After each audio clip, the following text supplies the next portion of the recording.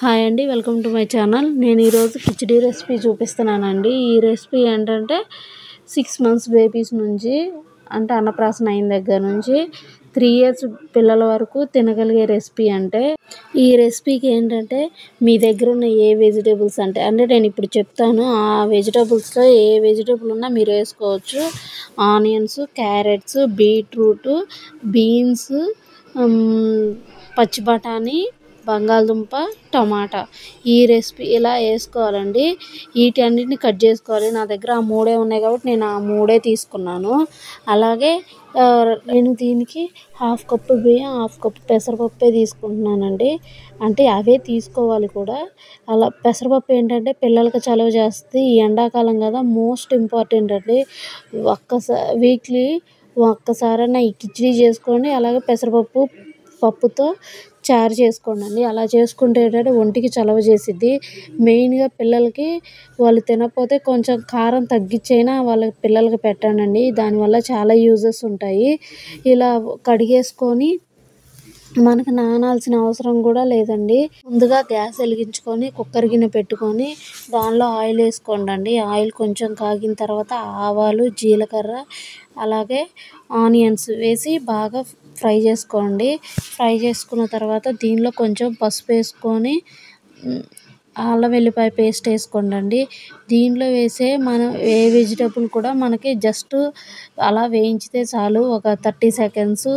అంతేగాని బాగా ఉడకాల్సినంత అవసరం లేదు. ఎందుకంటే మనం తర్వాత విజిల్ పెట్టేసి ఉడకబెడతాం కాబట్టి ఇప్పుడు అంత అవసరమే లేదు. అలాగే కరివేపాకు వేసుకొని కొంచెం ఫ్రై చేసుకున్నాక మనం కట్ చేసుకున్న వెజిటేబుల్స్ అన్నీ వేసేసుకోండి. మీరు కావాలంటే పచ్చి బఠానీ తీసుకోవచ్చు. పచ్చి బఠానీ ఏంటంటే కొంచెం సేపు నానబెట్టుకోండి. ఎందుకంటే అది ఉడకడానికి చాలా టైం పట్టిద్ది కదా. అలాగే కొంచెం సాల్ట్ వేసుకోవాలి. సాల్ట్ వేసుకొని కలిపిన తర్వాత నెక్స్ట్ మనం కడిగాం కదా, కడిగి పెట్టుకున్న పప్పు బియ్యం వేసుకోవాలండి.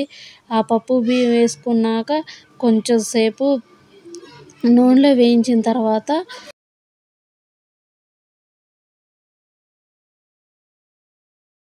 మనం ఇంకా నీళ్ళు వేసేసుకోవడమేనండి. ఇది ఎంతో ఈజీ రెసిపీ. అలాగే దీనికి ఏంటంటే వాటర్, 1 గ్లాసు బియ్యానికి ఒక 2 గ్లాసెస్ వాటర్ అండి. అంటే నార్మల్ స్టేజ్గా, అంటే 3 ఇయర్స్ పిల్లలకి అలా అయితే 1 గ్లాస్కి 2 గ్లాసెస్ వాటర్ అండి.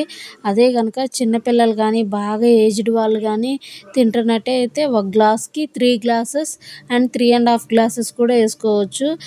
కొంచెం వాటరీగా ఉంటుంది. అలా అయితే ఇంకా వాటర్ వేసుకున్న తర్వాత మూత పెట్టేయడమేనండి. మూత పెట్టేశాక ఒక 3 విజిల్స్ వచ్చేసాక స్టవ్ ఆఫ్ చేసేయండి.